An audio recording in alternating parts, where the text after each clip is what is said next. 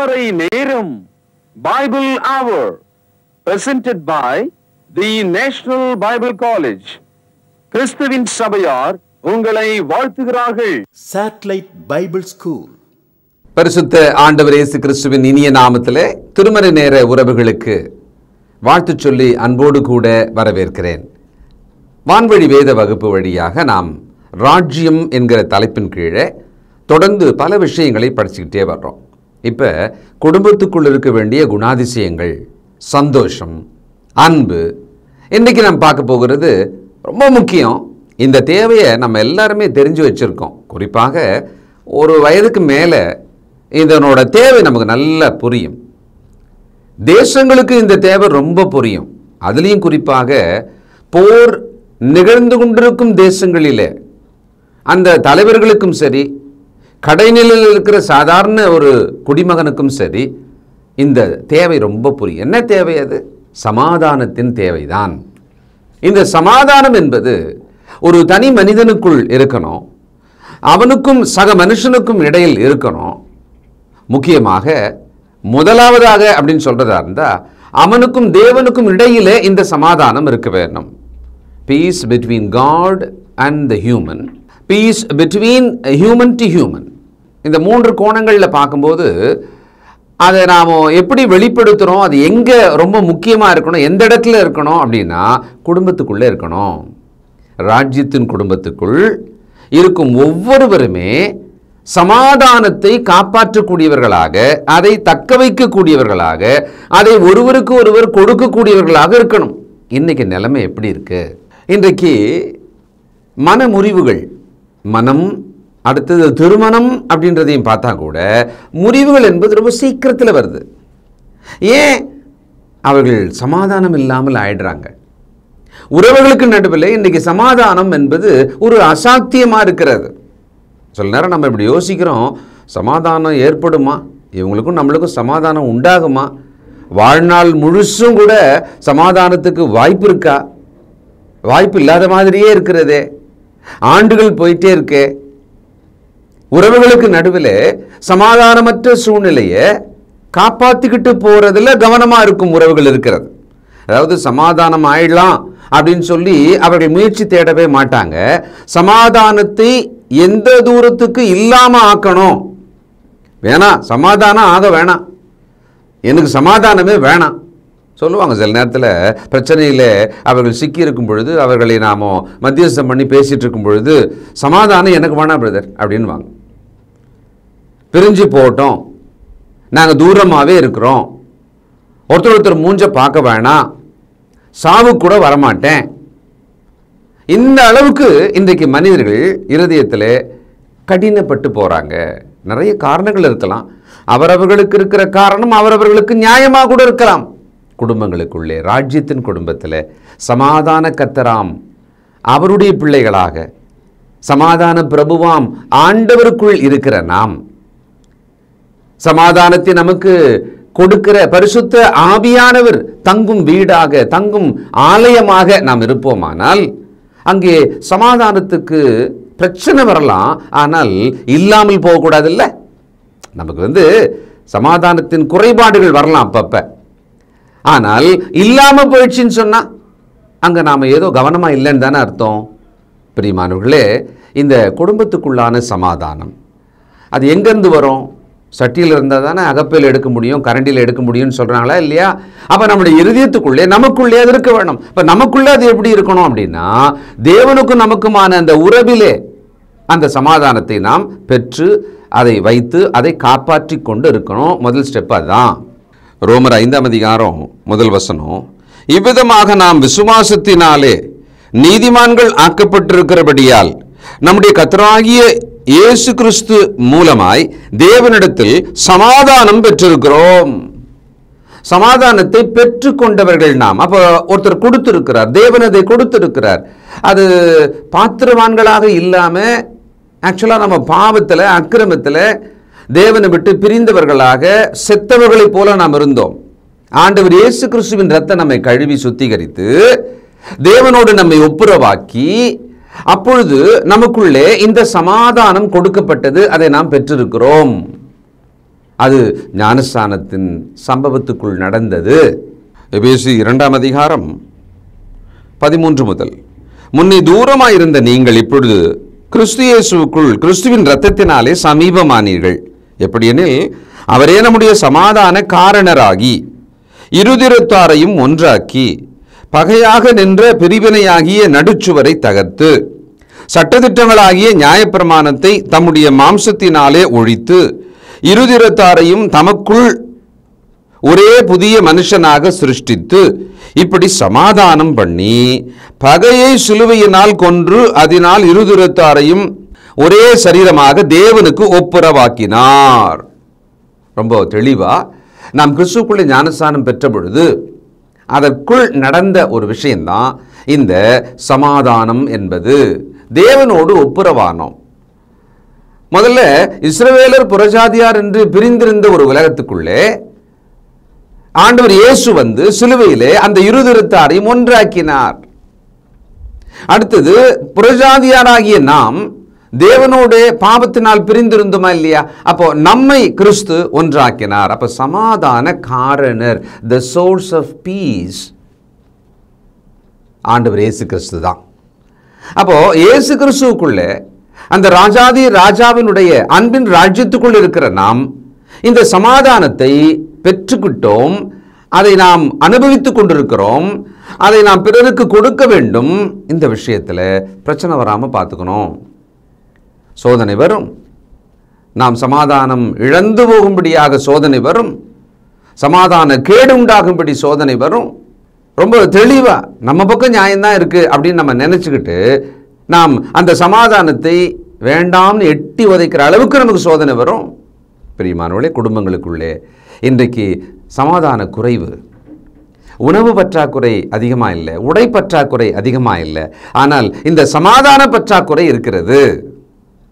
அதனால மூஞ்ச பார்த்தா கூட பேசிக்காம யாரோ ஒருவரை போல ஒரே வீட்டுக்குள்ளே புழங்கிக் கொண்டிருக்கும் குடும்பங்களாக இன்றைக்கு மாறியிருக்கிறோம். ஆனால் மனதுக்குள்ளே நாம் புழுங்கிக் கொண்டும் இருக்கிறோம். சமாதானம் இல்லை.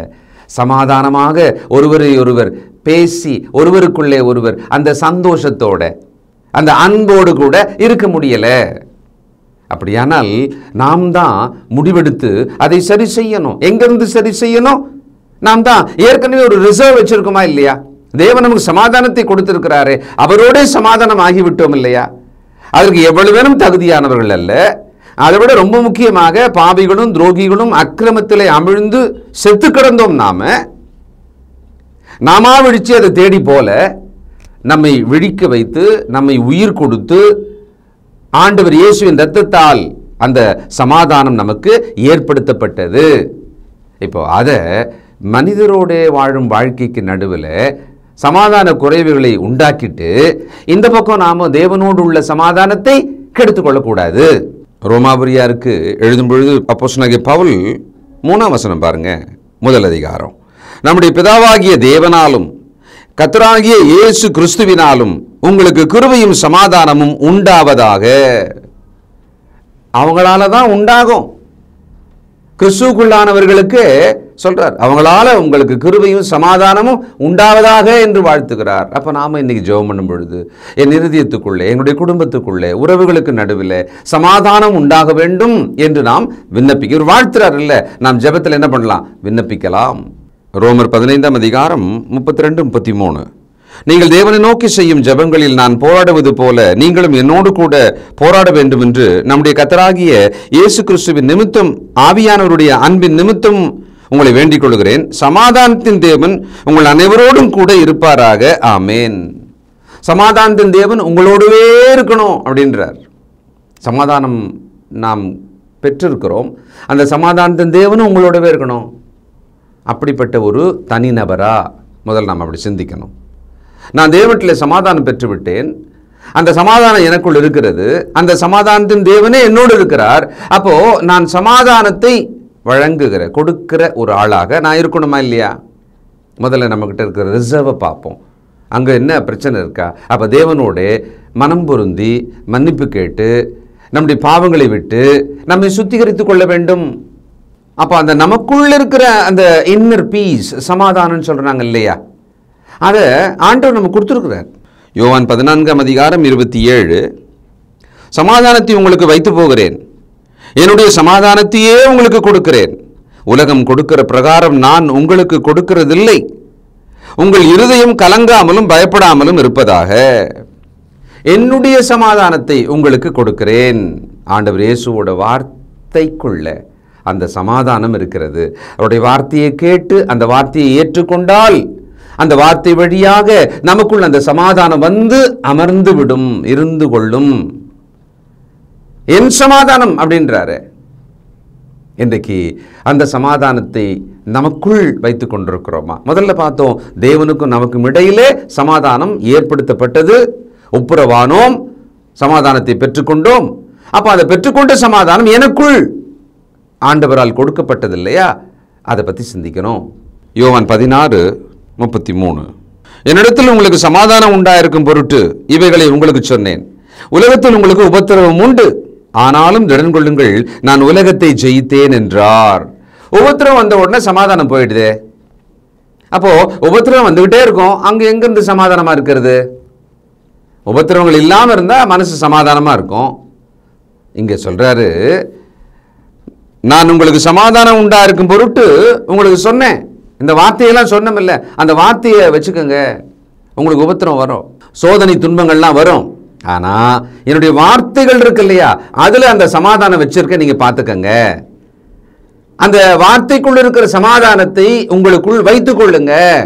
பாவம் நமக்குள்ள இருக்கிற சமாதானத்தை அது கெடுத்துடும். அடுத்தது ஒரு தாழ்வு மனப்பான்மை. நம்மளை பற்றி நாமே குறைவாக நினச்சிக்கிட்டே இருந்தோம்னா நம்ம பீஸ்ஃபுல்லாக இருக்க முடியாது, ஜாய்ஃபுல்லாக இருக்க முடியாது. அடுத்தது அந்த பாவத்தோட விளைவான ஒரு குற்ற உணர்வு. தேவனிடத்தில் மனம் திரும்பி மன்னிப்பு கேட்டால் அவர் மன்னிச்சிட்டாரு அப்படின்னு நம்பாம குற்ற உணர்வுக்குள்ளே, அதுவும் சமாதானத்தின் கேடு. சந்தேகம், ஒரு சுய வெறுப்பு, நான் சரியில்லை, நான் அழகில்லை, நான் மோசம், நான் ஒன்றுத்துக்கும் உதவலை, என்னால் எதுவுமே செய்ய முடியாது, ஒரு சுய வெறுப்பு, செல்ஃப் ஹேட்டட்னஸ். நமக்கு ஏற்பட்ட தோல்வி அல்லது ஒரு ஏமாற்றம், இது எல்லாமே நமக்குள்ள இருக்கிற சமாதானத்தை தொலைச்சிட்ட மாதிரியும் இனி இல்லை வரவே வராதுன்ற மாதிரியும் நம்மை தள்ளிடும். நம்முடைய மன அமைதி கெட்டு போகிறது.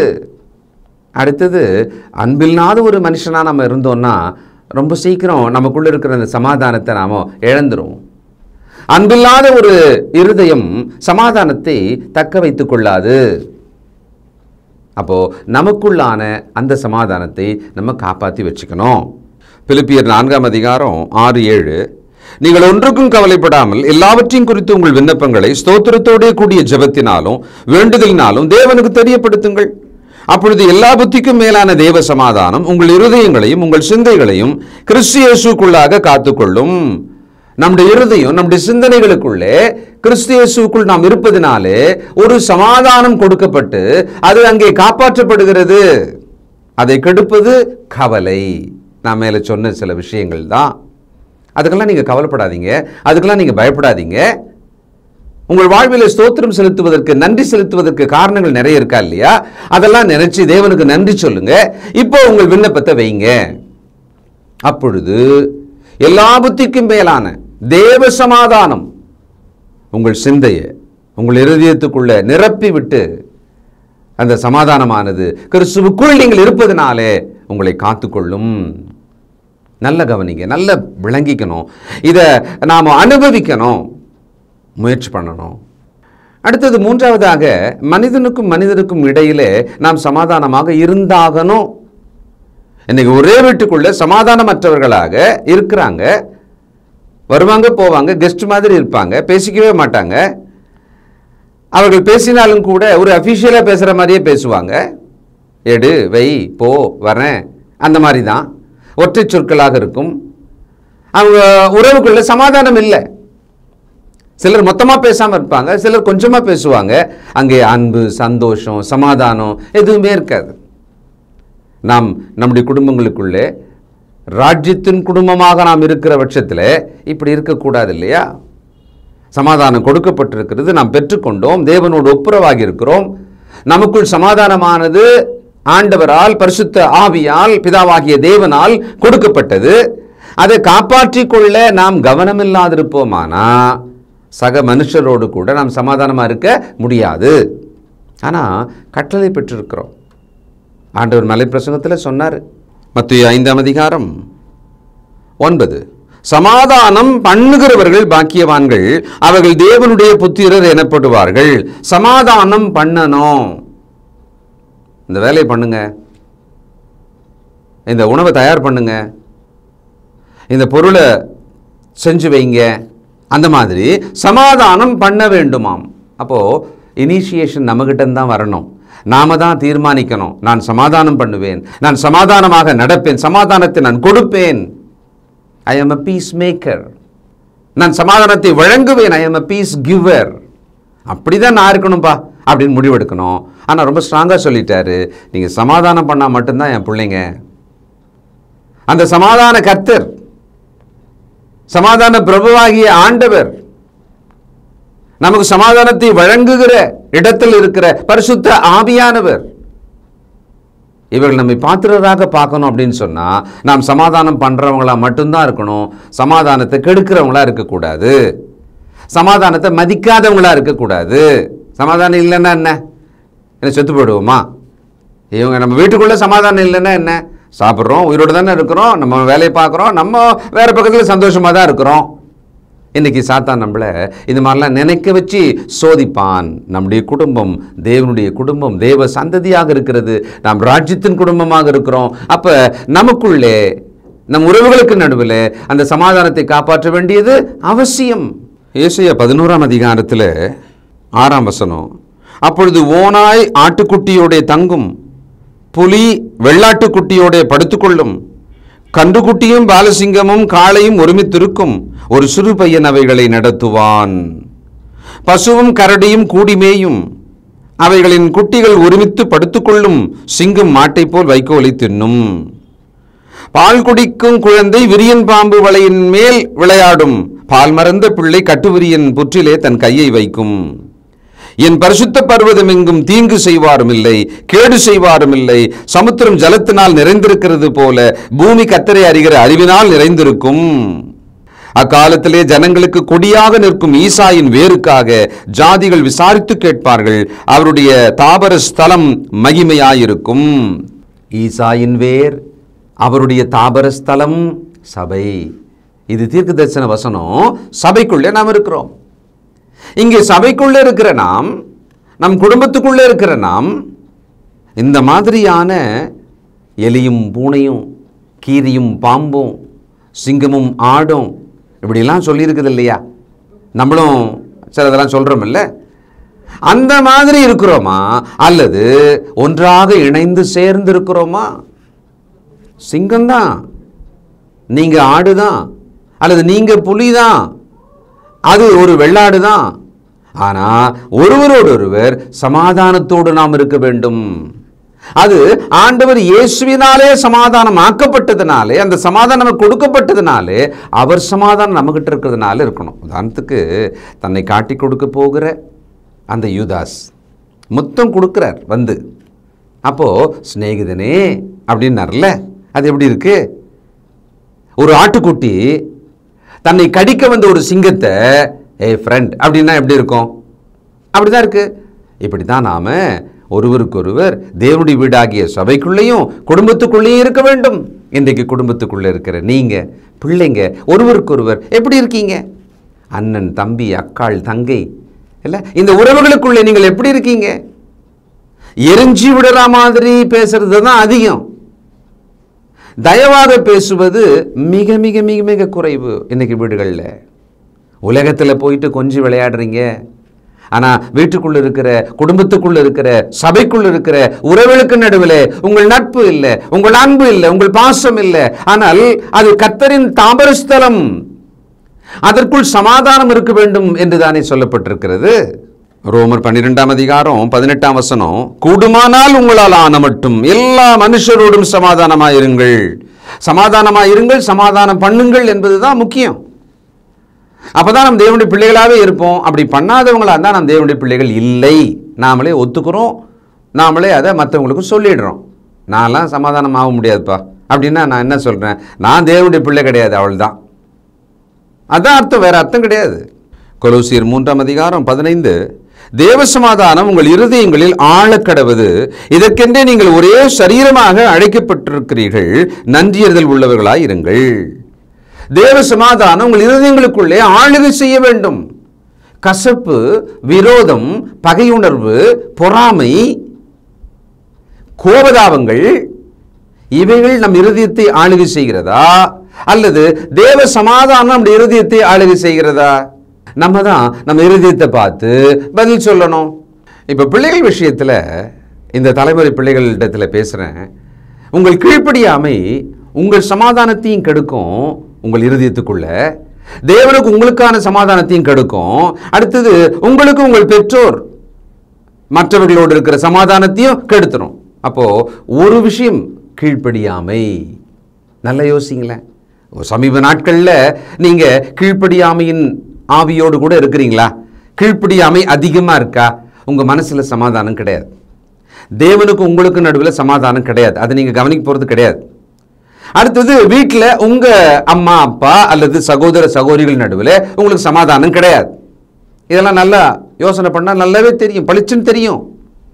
அப்போ என்ன பண்ணணும்? கீழ்ப்படியாமைக்குள் அந்த சமாதானத்தை மீட்டமைக்க வேண்டும். You have to restore by obedience. தோட்டத்தில் இருந்த அந்த 2 பேர் ஆதாம் ஏவாள் கீழ்ப்படியாமல் போனதுனாலே அவர்கள் பயந்தார்கள். அவங்க இருதயத்தில் சமாதானம் போயிடுச்சு. அவர்கள் தோட்டத்தை விட்டு துரத்தப்பட்டார்கள். அவர்கள் சமாதானம் இல்லாமல் அலைந்தார்கள். அவர்களுக்கு வாக்கு கொடுக்கப்பட்டது, சமாதானம் உண்டாக்கும்படியாக, ஒப்புரவாக்கும்படியாக, இந்த பிரிவை சரி செய்யும்படியாக ஸ்ரீயின் வித்து வருவார். போங்க. அவர் வந்து நமக்கும் தேவனுக்கும் இடையிலே இன்றைக்கு சமாதானத்தை ஏற்படுத்தி விட்டார். அந்த பெற்றுக்கொண்ட நாம் இன்றைக்கு நம் குடும்பங்களுக்குள்ளே, உறவுகளுக்குள்ளே, சபையிலே, சமுதாயத்துக்கு நடுவில் சமாதானத்தை வழங்குபவர்களாக இருக்கிறோமா? இன்றைய தலைமுறை தன்னை ரொம்ப அதீத அறிவாளியாகவும் மிகப்பெரிய ஞானம் உள்ளவர்களாகவும் நினைச்சுக்கிறாங்க. இதுக்கு அடிப்படை காரணம் என்னன்னா, அம்மாவுக்கு தெரியாத விஷயங்கள், அப்பாவுக்கு தெரியாத விஷயங்கள், ஏன் வாத்தியாருக்கே தெரியாத விஷயங்கள் இவங்களுக்கு தெரிஞ்சிட்டதா நினைக்கிறாங்க. ஒரு விதத்தில் உண்மையாக கூட இருக்கட்டுமே. இந்த கூகுளை பார்த்து வலைதளங்கள் வழியாக பல தகவல்களை தெரிஞ்சு வச்சுக்கிறாங்க. சரி, இப்போது உங்களை ரொம்ப பெரிய ஞானியாக கூட நினச்சிக்கோங்களேன். இப்போ நான் ஒரு ஞானத்தை சொல்கிறேன், இந்த ஞானம் இருக்கா அல்லது எந்த ஞானம் இருக்குன்றதை பார்த்துடலாம். யாக்கோபு 3:17, பரத்திலிருந்து வருகிற ஞானமோ முதலாவது சுத்தம் உள்ளதாயும், பின்பு சமாதானம், சாந்தம், இணக்கம் உள்ளதாயும், இரக்கத்தாலும் நற்கனிகளாலும் நிறைந்ததாயும், பட்சபாதம் இல்லாததாயும், மாயமற்றதாயும் இருக்கிறது. நீதியாகிய கனியானது சமாதானத்தை நடப்பிக்கிறவர்களாலே சமாதானத்திலே விதைக்கப்படுகிறது. இதான் நீங்களா? இதான் நம்மளா? பரத்திலிருந்து வந்த ஞானத்துக்குள்ள சமாதானம், சமாதானம் பண்ணுகிறவர்கள், சமாதானத்தை விதைக்கிறவர்கள், நீதிகளை விதைக்கிறவர்கள். அப்படி இருந்தா நம்ம ஞானின்னு ஒத்துக்கலாம். நம்மளை ஞானின்னு சொல்லக்கூடாது. முதல்ல நம்மளையே ஞானின்னு நினச்சிக்கவும் கூடாது. ஆனால் மற்றவங்க ஒத்துக்குவாங்க. சரி, இதற்கு மாறாக 14 உங்கள் இருதயத்திலே கசப்பான வைராக்கியத்தையும் விரோதத்தையும் வைத்தீர்களானால் நீங்கள் பெருமை பாராட்டாதிருங்கள், சத்தியத்திற்கு விரோதமாய் பொய் சொல்லாமலும் இருங்கள். இப்படிப்பட்ட ஞானம் பரத்திலிருந்து இறங்கி வருகிற ஞானமாயிராமல் லௌகீக உலக சம்பந்தமானதும் ஜென்ம சுபாவத்துக்கு உரியதும் மாம்சத்துக்குரியதும் பேய்தனத்துக்கு அடுத்ததுமா இருக்கிறது. வைராக்கிய விரோதம் எங்கே உண்டோ அங்கே கலகம் சகல துர்ச்சைகளும் உண்டு. அப்போ கன்ஃபார்மாக அங்கே என்ன இருக்காது? சமாதானம் இருக்காது. கம்பேர் பண்ணி பார்ப்போம். நாம் சோதித்து பார்ப்போம். மற்றவர்களே அல்ல, நம்ம பார்ப்போம். நம்முடைய இருதயத்துக்குள்ளே இந்த சமாதானம் என்பது கொடுக்கப்பட்டது, நாம் பெற்றுக்கொண்டோம். அதை வழங்க வேண்டும்.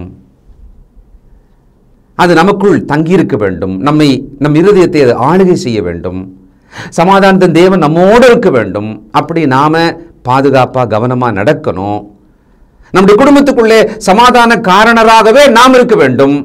கலகம், பிரச்சனை, சண்டை, சச்சரவு, சமாதான குறைவை உண்டாக்குகிறவர்களாக நாம் இருக்கக்கூடாது. அது நம்முடைய பார்வை, வார்த்தை, செய்கை அதுல வந்துடக்கூடாது. நல்லா உள்வாங்கி உணர்ந்து ஒப்பு கொடுங்கள். ஒரு மாற்றம் கண்டிப்பாக வரும். ஜெபம் பண்ணுவோம். இரக்கமுள்ள பிதாவே, பரிசுத்தரே, எல்லா நன்மைகளுக்கு ஊற்றும் காரணமானவரே, மகத்துவமானவரே, மாட்சிமை நிறைந்தவரே, எங்களை தாழ்த்துகிறோம் அப்பா, உம்மை உயர்த்துகிறோம், நாமத்தை மகிமைப்படுத்துகிறோம், உமக்கே கனமகிமை ஏறெடுக்கிறோம். ஆச்சரியமாக இருக்கிறது உம்முடைய வார்த்தைகள். அதற்குள் பொதிந்திருந்த சத்தியம் எங்களுக்கு விளங்குகிறதப்பா. இதோ நாங்கள் சமாதானத்தை பெற்றுக்கொண்டவர்கள், சமாதானத்தை காக்க வேண்டியவர்கள், சமாதானத்தை பிறருக்கு கொடுக்க வேண்டியவர்கள். இதில் நாங்கள் கவனமற்று சுயநலமாக எங்களுடைய சுய விருப்ப இச்சைகளுக்கு நடுவில் நாங்கள் உழன்று தவிக்கிறோம்ப்பா. எங்களை மன்னியும். எங்கள் குடும்பங்களுக்குள்ளே, எங்கள் இருதயங்களில் உம்மோடும் கூட எங்களுக்கு சமாதானம் அவசியமாக இருக்கிறது. நாங்கள் அதை உணர்ந்து முடித்தல கேட்கிறோம். எங்களை புதுப்பியும். எங்களை தாழ்த்துகிறோம், உயர்த்துகிறோம். இயேசு கிறிஸ்துவின் பரிசுத்த நாமத்தில் ஜெபிக்கிறோம் பிதாவே, ஆமென். தொடர்பு கொள்ள வேண்டிய முகவரி: திருமறை நேரம், 58 சர்ச் தெரு, குமரன் நகர், சென்னை 6,82,000. தொலைபேசி எண் 0442550082. செல்போன் 9385500882. கர்த்தாவே, தேவர்களில் உமக்கு பானவர் யார்? வானத்திலும் பூமியிலும் உமக்கு பானவர் யார்? உமக்கு பானவர் யார்? உமக்கு பானவர் யார்? வானத்திலும் பூமியிலும் உமக்கு பானவர் யார்? வானத்திலும் பூமியிலும் உமக்கு பானவர் யார்?